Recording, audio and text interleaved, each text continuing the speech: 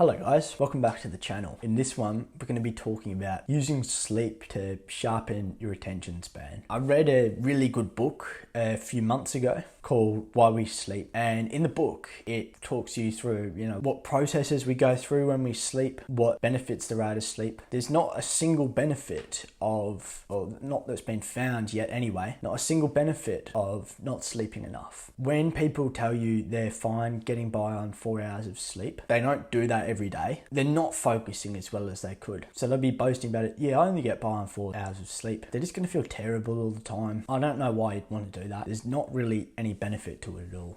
Obviously, everyone knows when they sleep better, they're able to focus more. As George Orwell calls it in his book 1984, there's a term called doublethink, where we think that two opposing things are true at the same time. So people will think, yeah, I'm fine getting by on 4 hours of sleep, but then everyone will go, yeah, I'd probably be better off if I had 8 hours of sleep. You get this situation where you're thinking, I do well on 4 hours of sleep, but then you go, I would be better if I had 8 hours of sleep. So which one is it?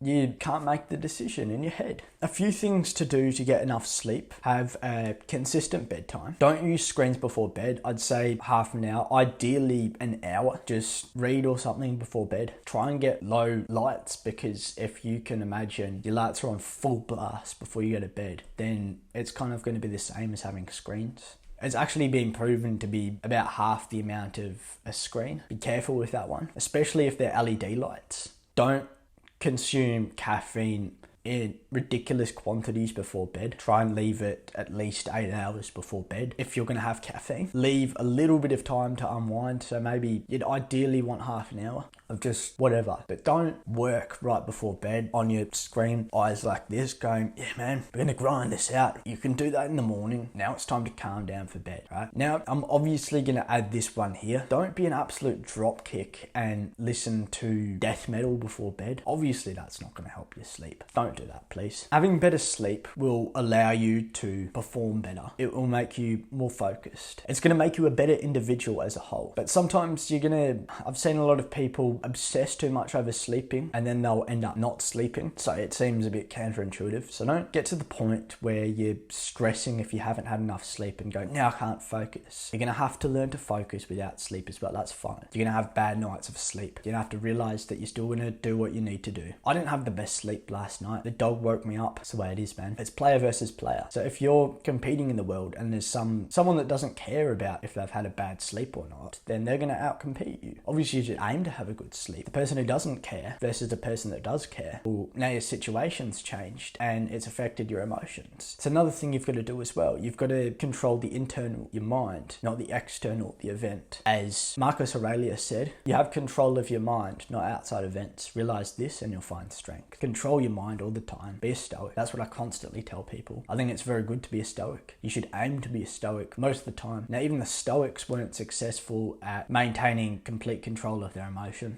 Everyone slips up. We're all humans. So you're going to actually realize when you start putting time into bettering your sleep, it's going to be hard. You're going to go, well, why is this hard? Because you haven't tried it before. It's going to be unnatural. So it's going to be hard to wind down before bed and not be on your phone before bed. It's going to be hard. You're going to get used to it after a while, and you're going to get better as a result. Hardship that you're going to face. And I've been through this as well. I went through an entire year of trying to get to bed at 8 o'clock. I sometimes wouldn't get to sleep till about 9:30. It's hard. When you develop your mind, no one's able to take this away from you. I'd argue it's one of the only things that you can truly control, your mind. And most people don't have control over that. So if you develop that skill, you're ahead of the game. Stay strong, stay consistent.